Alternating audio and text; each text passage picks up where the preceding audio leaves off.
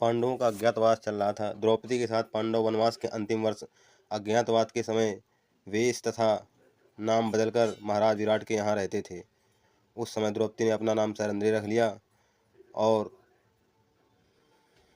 युधिष्ठिर जी महाराज का नाम कंक, भीम का नाम रसोइया बल्लभ और अर्जुन का नाम ब्रहणलला तथा नकुल और सहदेव कंक तथा गंग नाम के राजा के यहाँ घुड़साल और गौशाला में नौकरी करने लगे। भीम ने रसोई संभाली, महाराज युधिष्ठिर ने उनके मनोरंजन का साधन किया और द्रौपदी सैरंध्री के काम में लग गई।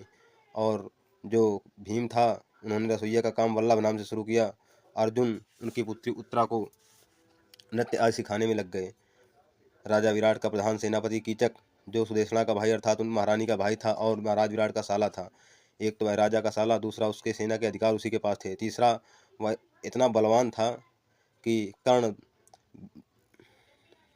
दुर्योधन, बलराम जी, भीष्म और भीम के अलावा उसे कोई मार नहीं सकता था। उसके 105 भाई तथा अनुगमन करते थे।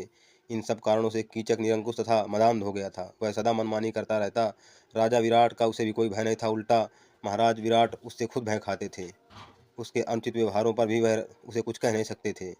दुरात्मा कीचक अपनी बहन सुदेशना के भवन में किसी प्रकार कार्यवश वहां पहुंचा और देखा कि वहां अत्यंत सुंदर और एक तेजमयी सैरंध्री अर्थात दासी को देखकर उसके मन में काम वासना जागृत हुई।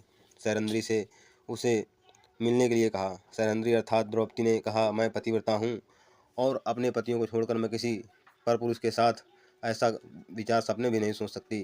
तुम अपना पापपूर्ण विचार त्याग दो और मेरे मन से हट जाओ। लेकिन कामांध अर्थात काम में अंधा कीचक उसकी बातों पर ध्यान नहीं दिया। उसने सोचा, है तो आखिर दासी, कर क्या लेगी हमारा। उसने अपनी सुदेशना बहन से कहा कि वे किसी भी प्रकार सैरंध्री को मेरे कक्ष में भेजें, अन्यथा मैं प्राण त्याग दूंगा और जो भी मेरे रास्ते में आएगा मैं उसे मिटा दूंगा। रानी सुदेशना ने मजबूर होकर सैरंध्री से किसी प्रकार उसके भवन में जाने के लिए विचार विमर्श करने लगी और उन्होंने पेय पदार्थ कुछ भेजकर सैरंध्री को उसके भवन में भेजा। सैरंध्री को उसने ज़बरदस्ती करने के लिए मजबूर कर लिया और फिर अपने शरीर का बचाव करने के लिए द्रौपदी महारानी ने कहा, आप कुछ समय हमें दीजिए और हम रात के अंधकार में आपसे मिलने आएंगी। अभी दिन का समय, हमें किसी के सामने ऐसा करने पर विवश ना करें, वरना हमारे पति जान जाएंगे तो हमारा जीवन नरक हो जाएगा। ऐसा कहकर उन्होंने उस समय तो वहाँ से निकलने का प्रबंध कर लिया और वह सीधा जाकर रसोइया वल्लभ के पास अर्थात भीम महाराज के पास पहुंची और बोली, तुम पांचों पांडवों के होते हुए मेरी ऐसी दुर्गति हो गई कि आज दूसरा परपुरुष मुझे अपने बस में करने पर व्याकुल हो रहा है और वह मुझसे जबरदस्ती भी कर रहा है। उन्होंने यह बात अर्जुन से भी कही। तब दोनों भाइयों ने मिलकर उससे कहा, आप इसे रंगशाला में बुलवाइए, हम वहीं बस इसका स्वागत सत्कार और उसका दुर्गति सब कर देंगे। रानी ने ऐसा ही किया। उन्होंने अपने बातों के जाल में उसे उलझाकर कहा, आप हमारे मिलने के लिए नाट्यशाला में पधारें। राजा विराट की नाट्यशाला अंतःपुरम की कन्याओं को नृत्य तथा संगीत सिखाने का काम आती थी। वहाँ दिन में कन्याएं नाच गाना सीखती थी, अभ्यास करती, किंतु रात में वह सोनी रहती थी। कन्याओं के विश्राम के लिए उसमें एक पलंग पड़ा था। रात्रि का अंधकार हो रहा था। भीमसेन चुपचाप आकर नाट्यशाला के पलंग पर सो गए और कामांध कीचक श्रद्धाकर वहां आया। अंधेरे में पलंग पर बैठकर भीमसेन को सैरंध्री समझकर उसने उसके ऊपर हाथ रखा। उछलकर भीम ने उसे नीचे पटक दिया और वह उसके ऊपर चढ़ बैठे।